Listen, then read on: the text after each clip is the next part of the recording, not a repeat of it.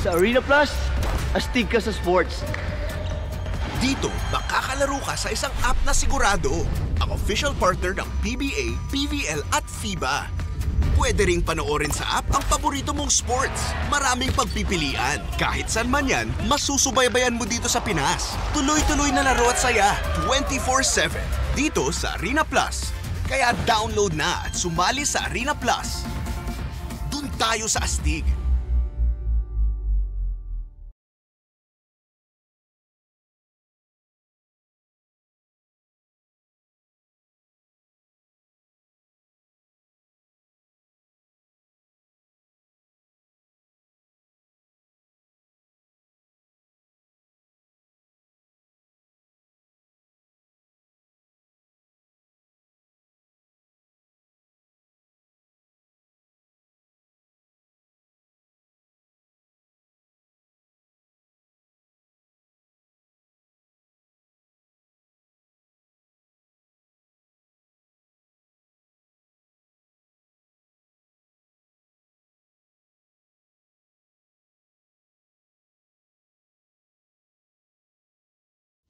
Energy FM.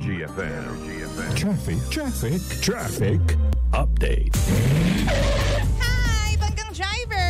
Kamusta ka naman? Oras natin sa buong Kapulungan, check your time. Ang oras po natin sa buong Kapulungan, check your time. Ano nga bang oras na?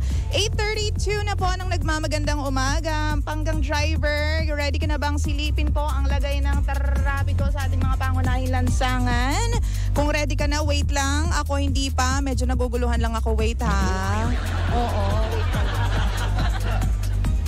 Oo, wait. Ang pogi mo ngayon, Papa Driver, parang ano parang ikaw po ay naligo for today's video. Naligo ka ba, Papa Driver? Ay, wait lang. Hindi ko talaga kinakaya ang mga pangyayari dito. Gagamit tayo ng our ever-trusted earphones for today's video. Huy!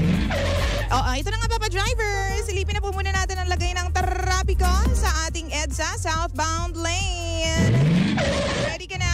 Kaway-kaway naman po sa lahat po ng mga nandyan na po sa Muñoz. Naku, light to moderate po ang takbo kung ikaw po ay manggagaling sa Muñoz all the way to Bansalangin. Okay, kung ikaw naman po ay manggagaling dyan at dadaan sa Ermin Garcia, dyan po yan sa Cubao, mabigat daw po ang daloy ng mga sasakyan all the way to Ortigas flyover. Hanggang Driver, dyan naman po sa MRT Ortigas all the way to Shaw, medyo mabagal na po ang takbo ng mga sasakyan pero umaandar naman po. Yun po ang good news dyan, okay? Tapos, sa lahat naman po ng mga nandyan pong manggagaling sa MRT Boni, mabigat na po ang daloy ng mga sasakyan dyan, Papa Driver, ha? Hanggang Driver, kung ikaw naman po ay makakarating na hanggang dyan sa Buendia, kung ikaw manggagaling po sa MRT Boni, medyo masikip na po at bumper to bumper na po ang daloy ng mga sasakyan. Okay. Punta naman po tayo sa northbound lane ng EDSA. EDSA northbound lane Heritage po hanggang sa intersection po ng Taft Rotonda ay medyo slow na po. Oo, medyo mabagal na po ang takbo ng mga motorista natin dyan, Panggang Driver. Ikaw naman po ay kumakaway at talaga naman pong nagre-represent sa Malibay area.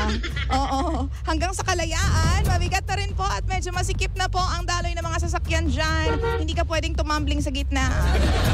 Huwag muna. Huwag ka muna tatumbling, ha? MRT Boni hanggang sa Guadix Drive, Panggang Driver ay moderate to slow po ang takbo. Siguro dahil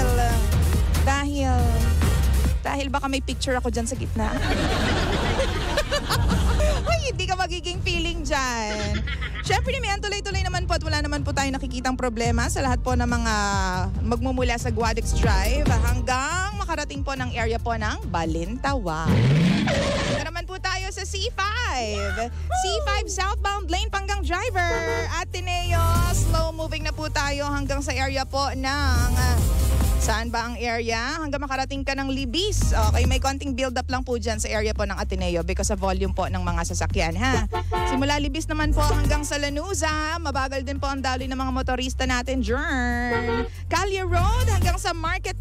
Oo, medyo mabagal na rin po at talaga naman pong parang pagong na po ang mga pangga natin dyan na binabagtas po ang kahabaan na yan ng Calio Road all the way to Market. Ilanda ko naman po tayo ng C5 northbound lane. Hello po. Pagpasok po ng Centennial, talaga naman po ng Centennial Village hanggang sa McKinley Road ay mabagal din po at bumper to bumper na po ang daloy ng mga sasakyan. Syempre may build up po ulit tayo pag ikaw po ay dumaan dyan sa Libis area. Ganon din sa Ateneo, Katipunan po. May build up din po dyan pero pagkalagpas mo dyan tuloy-tuloy na po ang daloy ng mga sasakyan. Wala na pong kuskus balungos. Hanggang makarating ka po ng Luzon area. And ako, paalala po ni Lindsay. Bukas po, Tuesday bukas, may adjustment na naman po tayo ng produktong petrolyo, presyo po ng produktong petrolyo, ha? At may kinalaman daw po dito, yung pong mga gulong nangyayari po sa ibang bansa. My goodness. Oo, ha? Sabi po, ha, ang diesel, maaari pong tumaas by 80 centavos hanggang 1 peso. Okay? Ang gas naman po ay maaari pong tumaas bukas, ha? Ng 20 centavos hanggang 40 centavos per liter panggang driver. Bukas po yan. And price hike po tayo. Pagtaas po tayo ng presyo, bukas na po yan, Tuesday.